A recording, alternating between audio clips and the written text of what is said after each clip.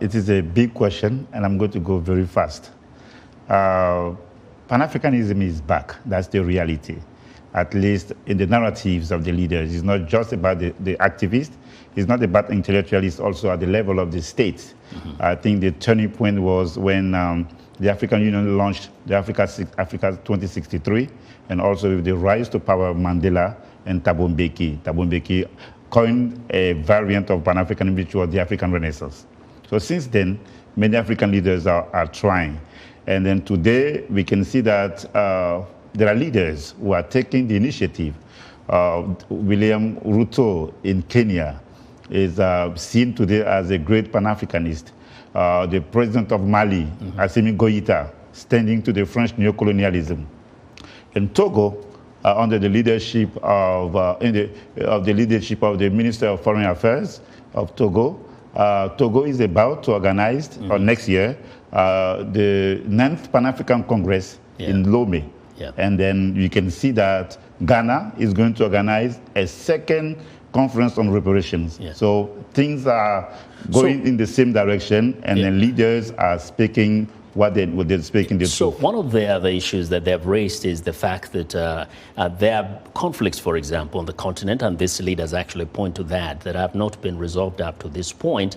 What is happening, perhaps that we don't know behind the scenes, that could be actually maybe yielding some positive results and we're not aware of? Yeah, for example, the conflict in Sudan. Oh, yeah, conflict in Sudan, or let's say talk about Ivory Coast and Mali. When the Malians saw some soldiers, Ivorian soldiers at the airport with weapons, and there was tension on both sides. And that crisis was resolved. So you don't hear too much about those kind of things. And it is not always about Africans killing each other. The war in Ukraine, it is not on the African continent. It's been going on for 1 year.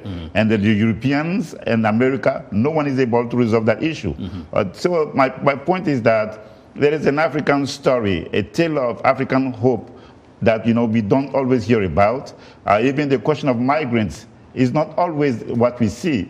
People on the continent of Africa, they're moving like across borders, but we only see those who are dying in the Mediterranean. So for me, it's about the story, it's about the image, it's about what the media is portraying. So despite the portrayal of the media, do you sense that actually there is progress in, for example, dealing with those issues as a continental body, for example, the African Union, or is this an effort by individual countries? No, my point is this. I said that several times when I came here to Voice of America. It is not easy to be an African leader. It's not easy to be an African.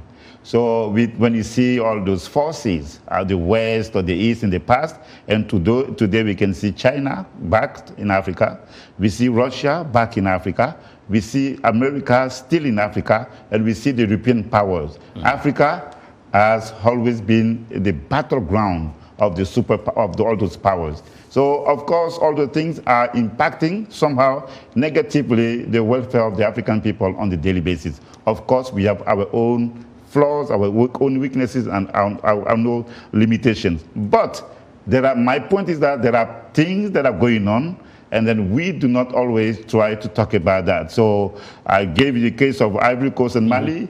Even when there was the Ivorian crisis, it was resolved somehow. Briefly talk about that. We are seeing thousands of youth trying to leave the continent, but the African Union says they're creating jobs on the continent. What is challenging that dream to come true so that young people can stay home? No, yeah, it is not easy. It is difficult, and I know. But it is a problem you cannot resolve one day. Yeah. My point is that, let's see, have you done a show on Aliko Dangote's refinery in Nigeria?